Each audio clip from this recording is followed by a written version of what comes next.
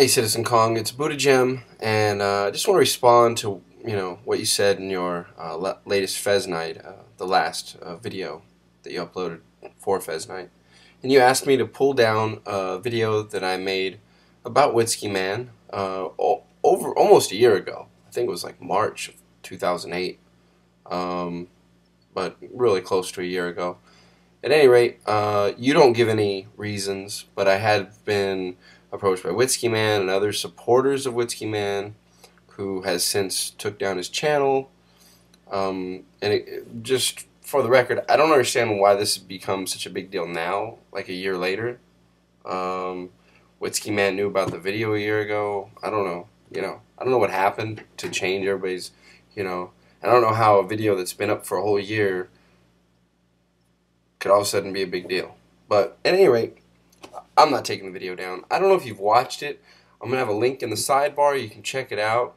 I would appreciate it if you would, because it's not wrong. It's completely fair. It's a fair and balanced response to the ridiculous things that Whiskey Man says. And let me just say that I think Whiskey Man's heart's in the right place, but he has made it apparent again and again that he doesn't care about, what the truth is. I mean, he just makes things up if he doesn't know what he's talking about, and 9 times out of 10, he has no idea what he's talking about.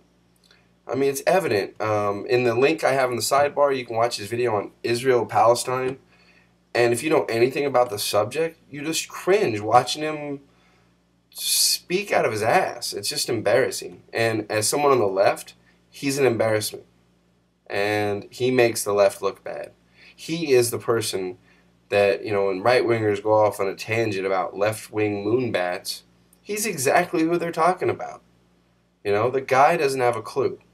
I mean, it doesn't mean I think he's a bad guy, but when he puts those kinds of stupid things on the internet, posing as a liberal, leftist, whatever, I'm going to point those things out. I think I did so in a fair manner. And if you watch the video, I rewatched it, kind of forgetting, in the year that's passed, what it was all about. I still think it was a pretty good video. His facts were wrong. His whole take on the situation was wrong in so many different ways. And I think I did a good job in pointing that out. Whatever the rules are for using someone's video and their audio, you have to sell that to someone else. I think it's retarded. Another thing, I don't want this to be too long. Again, you kind of joke around about anarchism, and I'm not going to put you in the same boat with Whiskey Man. You don't typically speak on things that you don't know anything about. You're pretty good about that. But when it comes to anarchism, you do speak out of your ass. And that's okay. I have much respect for you. Yes, I did tell you about the Spanish Revolution from 1936 to 1939. And your response is, you're looking for something that lasted 200 years, an anarchist society. First off, no such thing as an anarchist society. It was a revolution based on anarchist principles. Many of the factories and farms were ran based on anarchist principles.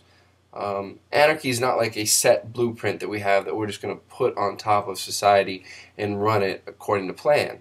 Anarchism is about freedom, and it's about bringing freedom down to the lowest level and empowering people, giving them a voice in things in proportion to the proportion in which they are affected by those things.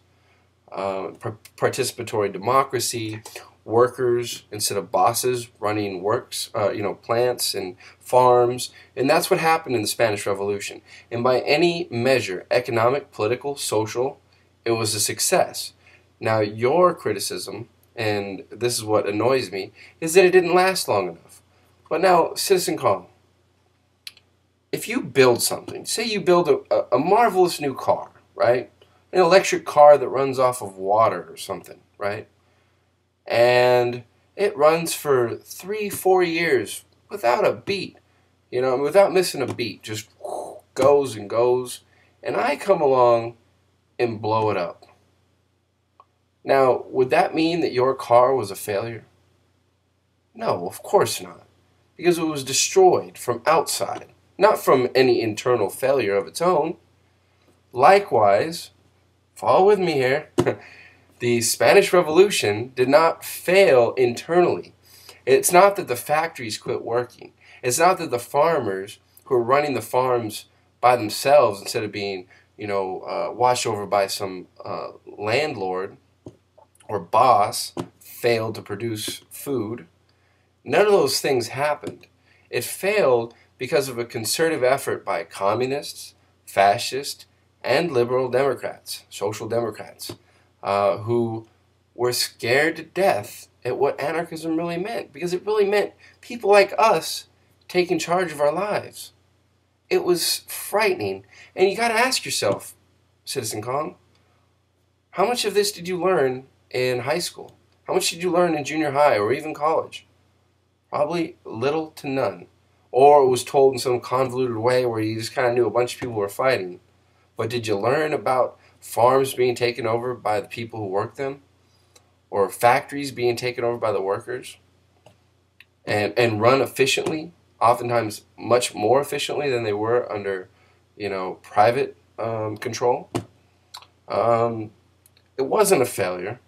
And there are many other instances. That's the reason I give you the Spanish Revolution. It's the largest example that we have in history.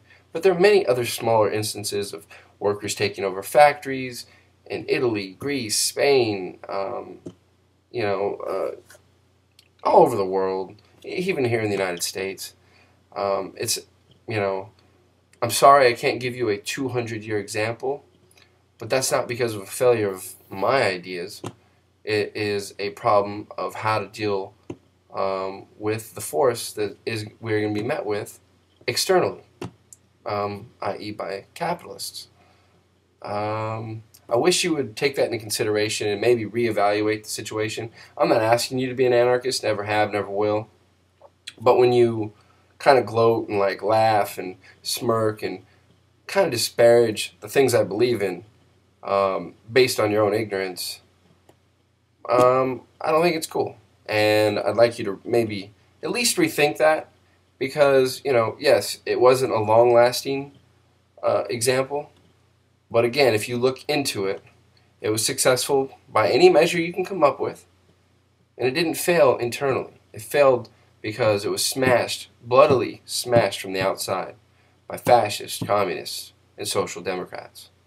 So, I would just encourage you again just to read about it, because I think, at the very least, whether you ever become an anarchist or not, which I don't care about, you're going to find it interesting, you're going to find it uplifting, because at the end of the day, you're a worker. You are part of the working class, as am I. And the pinnacle of achievements of the working class can be found in the Spanish Revolution. So I think you would enjoy that.